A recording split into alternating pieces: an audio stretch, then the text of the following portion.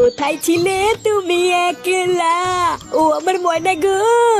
ময়না গো গ এবার ফটকে গ দিয়ে গান করবে। নে ফটকে এবার গ দিয়ে শুরু কর। গ দিয়ে? গার মেরেছে, গ দিয়ে আবার কি গান করবো? না না, এত সময় নিলে হবে না, কিন্তু আমার বেলায় কিন্তু এত সময় দিসনি।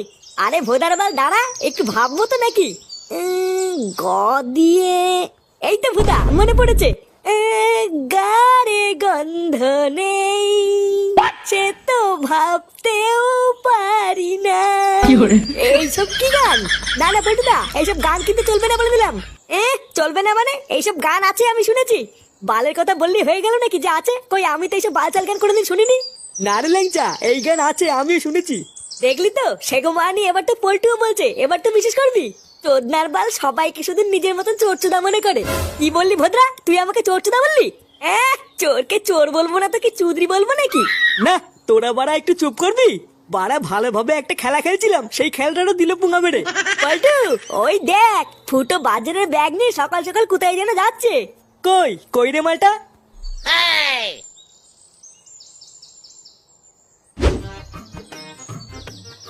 কিরে হুদা, কি ব্যাপার? সকাল সকাল কোথায় গেছিলি? হাতে তো আবার বাজারের ব্যাগও দেখছি। চোদ্দা হাতে যখন বাজারের ব্যাগ দেখেই নিয়েছিস, তখন তো বুঝে গেছিস কোথায় গেছিলাম। মারা যত দিন যাচ্ছে না, আমার সুখ শান্তিতে তত পোদ মারা যাচ্ছে, জানিস তো? কোথায় সকালবেলায় ঘুম থেকে উঠার পর একটু চা কফি এনে দেবে কিনা, ভোদার বাল ধরে দিয়েছে এই বালের বাজারের ব্যাগ। লেওরা জীবনটাই পুরো ধনে পাতা করে দিয়েছে। কেন রে, তুই বাজার করতে গেছিলিস কেন? বাজার করতে তো তোর বাবা যায়, আজকে জানি নাকি?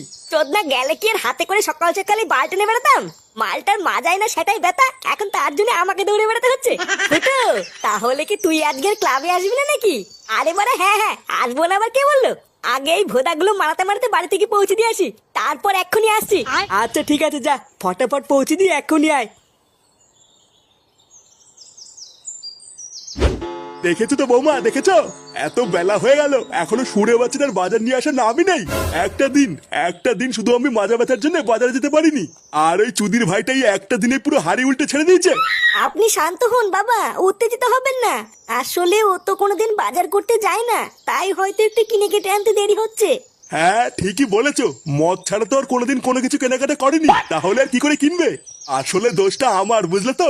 না হলে কি আর ওর মতন শান্তি ছেলেকে আমি জন্ম দেই? ওর এইটুকু হুঁশও নেই যে বাড়িতে একটা বাচ্চা ছেলে এত বেলা পর্যন্ত না খেয়ে বসে আছে, একটু তাড়াতাড়ি বাড়িতে যাই।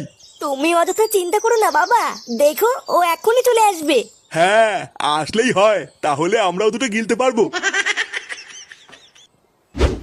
উমা ঠাকুরপো, কেমন আছো? এই তো বৌদি, সেটা ভাঙা। উমা, বাজার করতে গেছিলে নাকি? হ্যাঁ গো বৌদি, আমি তো রোজই যাই। আসলে বাজার